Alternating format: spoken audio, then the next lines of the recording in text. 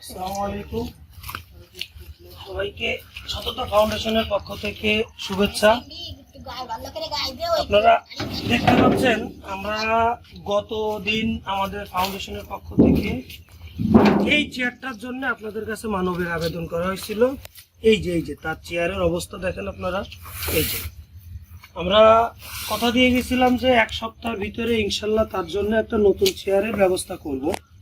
আলহামদুলিল্লাহ আপনারা একটু দেখেন তার চেয়ারটার অবস্থা দেখেন, ভেঙে চুরে কি অবস্থা দেখছেন, কি অবস্থা।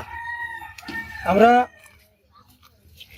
আলহামদুলিল্লাহ আপনাদের দোয়াই আল্লাহ পাকের ইচ্ছায় এই যে আমরা নতুন এই চেয়ারটার ব্যবস্থা করেছি। আজকে বৃষ্টি আপনারা জানেন কয়েকদিন ধরে দেশের অবস্থা অনেক খারাপ আবহাওয়া। এখন এই যে তার জন্য আমরা এই নতুন একটা চেয়ারের ব্যবস্থা করেছি। ঠিক আছে, আমরা আমাদের কথা রাখতে পারছি। এখন আমরা এই চেয়ারটা তাকে হস্তান্তর করব।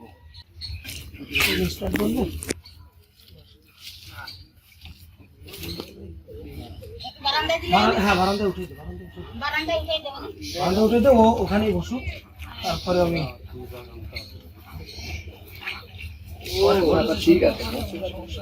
আলহামদুলিল্লাহ আমরা আবার সেই আমার বোনের বাসায় হাজির হয়েছি। তারকে কথা দিয়ে গিয়েছিলাম যে আমরা এক সপ্তাহ থেকে 10 দিনের ভিতরে ইনশাল্লাহ তার জন্য একটা চেয়ারের ব্যবস্থা করব। আপনি আল্লাহ পাকের অশেষ রহমতে এই যে সেই চেয়ারটা আমরা ইনশাল্লাহ তার হাতে আজকে তুলে দেওয়ার জন্য তার বাসায় উপস্থিত হয়েছি। দেখেন আজকে আবহাওয়ার কি অবস্থা। এর ভিতরেও আমাদের সততা ফাউন্ডেশনের পুরো টিম এখানে তার বাসায় উপস্থিত হয়েছে। এই আবহাওয়ার ভিতরে আপনারা দেখতে পাচ্ছেন তার বাড়িটাও জীর্ণ শীর্ণ। ঠিক আছে, সে আমি জন্মের পর থেকে তাকে প্রতিবন্ধী অবস্থায় দেখতেছি।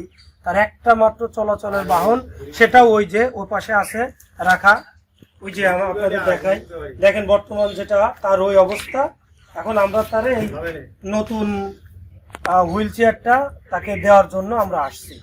এখন এই হুইল চেয়ারটা পেয়ে কি আপনি খুশি? আলহামদুলিল্লাহ আমি খুশি। আপনাদের কাছে আপনাদের জন্য দোয়া করি, আপনারা খুশি থাকেন, ভালো থাকেন, শান্তিতে থাকেন। সততা ফাউন্ডেশনের সম্পর্কে আপনার কিছু বলার আছে?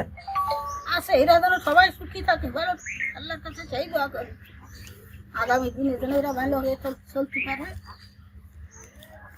আচ্ছা, আপনারা দেখলেন তো যে সে আসলে কতটা খুশি এবং সততা ফাউন্ডেশনের জন্য মন থেকে দোয়া করছে। এবং এরকম সমাজের ছোটখাটো হোক আপনাদের সে আরো বড় বড় কাজ জন্য আমরা ইনশাল্লাহ আপনাদের দোয়ায় আপনাদের সহযোগিতায় আপনাদেরকে নিয়ে আমরা এই কাজগুলো করতে পারি। ঠিক আছে, একজন প্রতিবন্ধী মানুষের চলাচলের মেন বাহনটাই আজকে তার হাতে আমরা তুলে দিতে পারছি। ঠিক আছে, এখন আপনারা সবাই আমাদের সাথে থাকবেন, আমাদের জন্য দোয়া করবেন। আল্লাহ হাফেজ।